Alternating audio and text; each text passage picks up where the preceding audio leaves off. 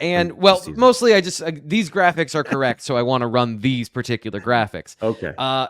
So keys to the game. What interests you about this game other than the conclusion of the game? What interests you? This is the better of the MAC teams that they're going to play. Like Bowling Green, I think is much better than Kent State, and Bowling Green has a lot of things going for it. Probably more at that level than coming in this weekend. They're very experienced. I believe they got a win at Georgia Tech last year, and they've been like pretty good. Connor Bazelak has he went to Indiana. He's a guy that's got experience at the Big Ten level. So they've got pieces. They don't have the 1 to 85 that's going to compete with Penn State, especially up front. But like they've got some pieces there. It's not the worst MAC team that they're going to play in the next 3 weeks. So I think you've got that. They gave Minnesota a game last year in the bowl. Good tight end, good running back. But I mean, it's Penn State should still win comfortably. But there's coach that used to coach here always pointed out that these teams they can give you trouble because they've got some talent. They're pretty good football team at that level. One of the things, Sean. Joe Paterno used to say that. I was going to do my impression, but I don't want to lose subscribers. Yeah, okay. So I want to. We talked about this yesterday. Players, because these non-conference games, you want to look good, you want to improve. There are certain things that you can still improve from a mental and execution perspective if you're Penn State and the starters. But a lot of times this is an opportunity to see some of the young guys late in the game. So that's what we did yesterday, and I want to get your thoughts here. What young players are you interested in watching this weekend on the football field, maybe for the first time, or to get an extended look at them if they played last week? Ryan, anyone that jumps to mind that you want to talk about here first? Interesting. Well, we talked about linebacker being, a position that needs depth. So certainly if a guy like Anthony Speck is able to get out there, I'd be curious to see how he performs, but I'll actually go with the offensive line just because Penn State usually they rotate their offensive line. Don't get me wrong, but when you go through snap counts after every game, I mean, the offensive line are always among the highest, right? They're starters as it is. So these are your opportunities to get a Cooper Cousins 20 plus reps. To even Dominic Ruley, by the way, played 10 plus reps last week. Yes. Sean, I know that's your boy. You've been pushing him for a while. Guys like Javen Williams, he played 10 reps last week. So there are some guys here who could really use the reps, and this is your opportunity to get them. Obviously, Kent State as well. That'll be another chance to get some of these younger guys, 10 reps or so. Egan Boyer, by the way, another guy we're hearing a lot of good feedback from. This would be an opportunity for him to get some reps too. So to me, it's how those guys handle playing starters at a MAC school. Can they handle their own? Do they make the little mistakes, or are they technically and from a playbook perspective, scheme perspective, are they ready if they had to be thrown into the mix later on? So to me, that's where I'll be focused the most. Fitz, any other players that you're interested in? Yeah, definitely. I know Nate wrote about this yesterday, and there's a lot of guys that could make sense. I think maybe we see a little bit more in the Kent State game just based on the opponent. But you look at the offensive lineman. You mentioned Chimney Ono earlier. He's intriguing. Javen Williams needs more reps, and I think that we talk about those guys that are on the 2 deep. Javen Williams, Nolan Rucci. Not as much as young guys as we probably would consider them because they've been in the forefront of our mind through camp and things like that, but they need reps. JB Nelson needs reps. He needs to get where he can get, like that. I think that's a big thing there. Dom Ruley, of course, maybe get Cooper Cousins some center reps and see how that goes. So I think the offensive line is key here. Quentin Martin was wearing his number 25. Oh, sorry. T. Frank's got a light bulb. Yeah, so I just wanted to ask, so we're talking a lot about with some of these guys, third quarter, fourth quarter maybe. Are you saying that you can see Javen Williams and Nolan Rucci playing in the first half and kind of rotating series on the offensive line? Yeah, I don't know that it'll be 1-to-1, but I think it's an opportunity for you to get them when the game is still relatively in doubt. And those are important reps. Garbage time reps are fine because they're still live reps. But at the same time, if you're still putting points on the board with Nick Singleton in the backfield as opposed to Quentin Martin or Tyler Holsworth or something like that. There's a difference there. So I think you get those guys reps. I looked at the weather earlier this week. It seems to be getting better as the week goes on, but it's not going to be a hot, humid day like West Virginia was last weekend. So maybe that's a different reason to get those guys reps. But reps nonetheless. So you look on offense, you got those guys. I mentioned Quentin Martin. T. Frank, I think you highlighted he was in his number 25 at practice.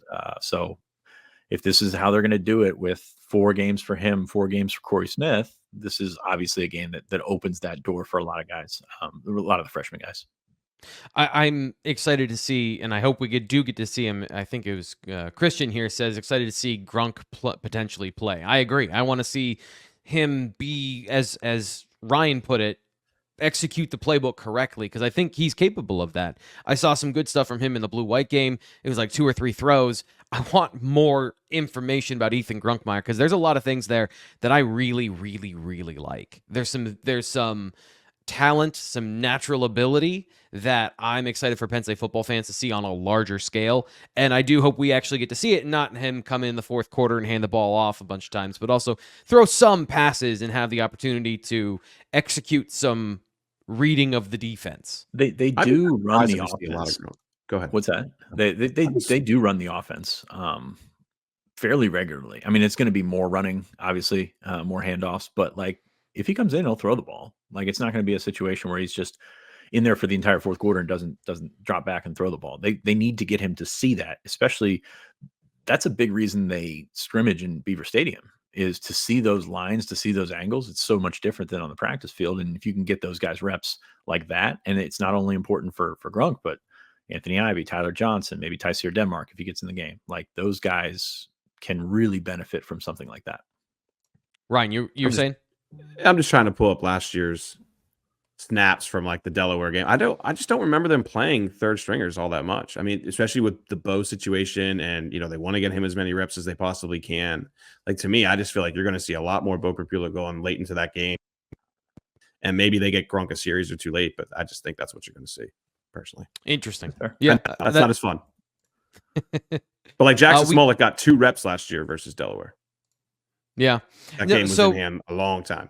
Do you think, Fitz, because they are playing him more in the regular part of the offense, that's still the case? Or do you think that it'll be kind of more like it was last year? Because I do think Andy Kotelnicki and his approach to things is probably different than what they had previously. So is there a difference there that might change that approach this year? I think it depends if they hit some big plays early and extend that lead early.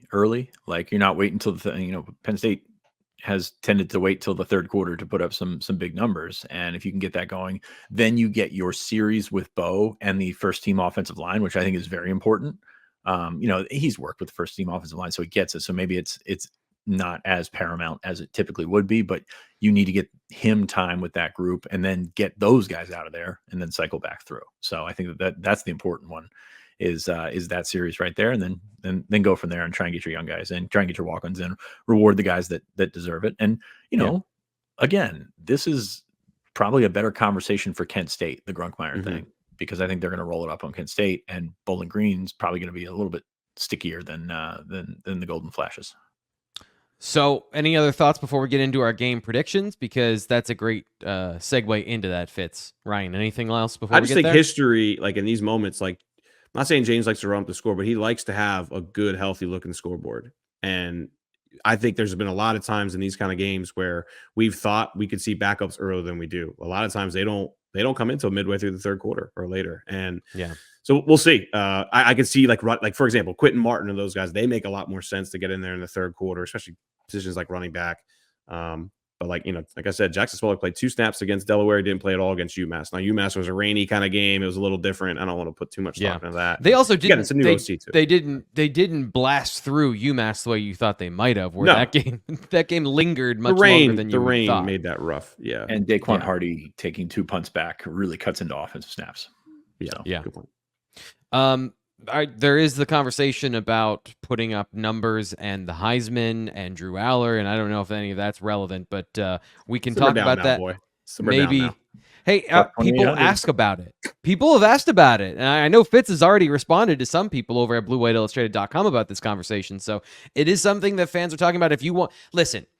KJ Winston was the defensive player of the week for the Big Ten because he had 12 tackles. And that's people look at stats. And if you start out a game and yes, you had an explosive passing attack, but you only had 212 yards passing in the first game, if that's going to be part of the conversation, he's got to put up 300 yards passing, 4 touchdowns, 5 touchdowns.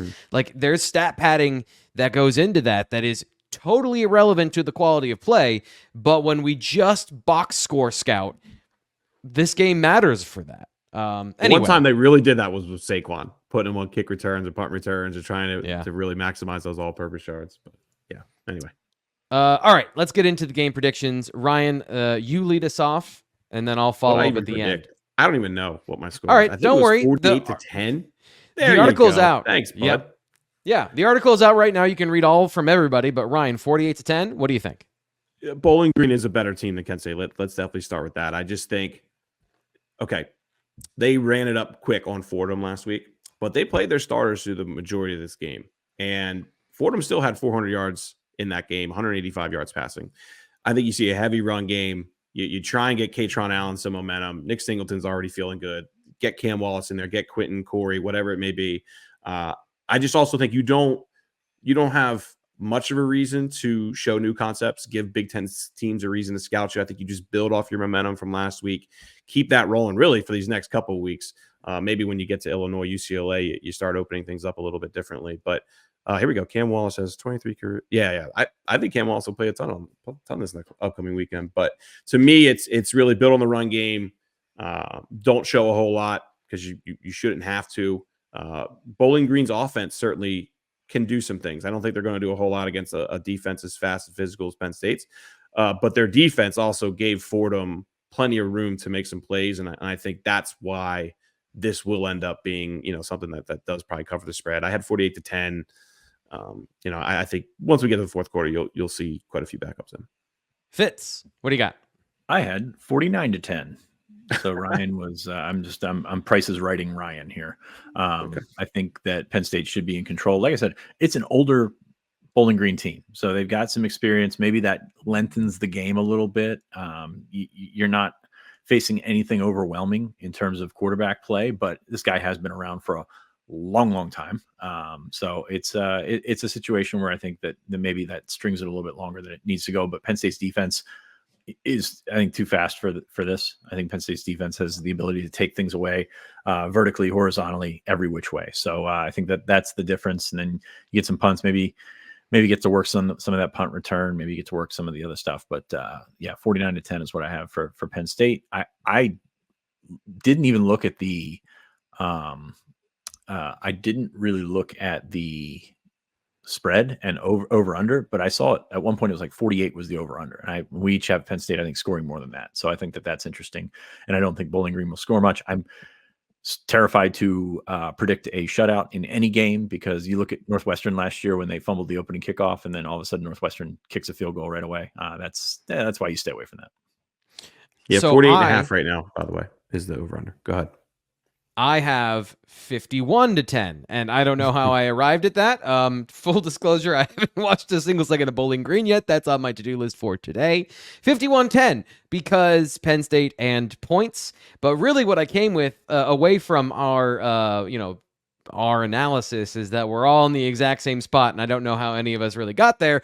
But here is a live look. You love your memes. You love your memes. I mean, it's better than looking at our faces for another 5 minutes on the show. Yeah, touche. Just put it up for the rest of the show then. Yeah. Put it up the rest of the show. No, I'm kidding. Don't do that. Brad Moeller says, do you see them skip fourth down and give live field goal reps? Yes. I mean, that was, ending with 51 points. Like, I do think they're going to try and kick some field goals and get some work there. I don't know when in the game that happens, but I do think that they want to get that done in this, this particular game.